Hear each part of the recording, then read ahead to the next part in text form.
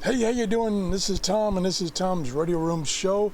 And just a quick video showing you a web page that one of my subscribers sent me on the solar conditions and ham radio propagation.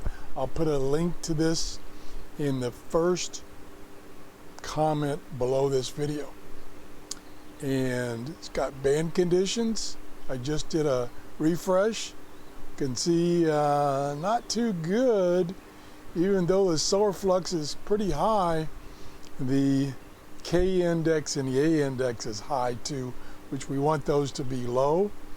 Here's the number of sunspots, solar flux, geometric storms, active solar wind, noise floor. And what's really nice is this up-to-date, almost real-time plot, so you can see what's been happening in the past week with the solar flux index. It went above 160 right there. It's 164.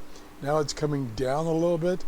Unfortunately, the K index has been high.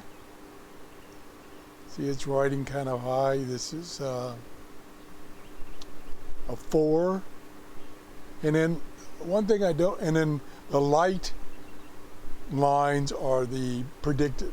So you can see here's what the predicted solar flux is going to be.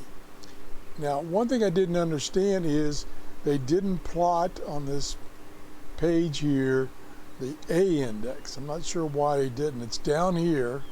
You can see it's at 21, which is a really high number. We want it to be like less than 4. I'm not sure why I didn't plot up there. Pretty cool. Like I say, I like this graph. I can visualize things much better in a graph form than looking at raw numbers. That's it. I want to thank the gentleman that told me about this web page. And again, I'll post the link in the first comment below this video.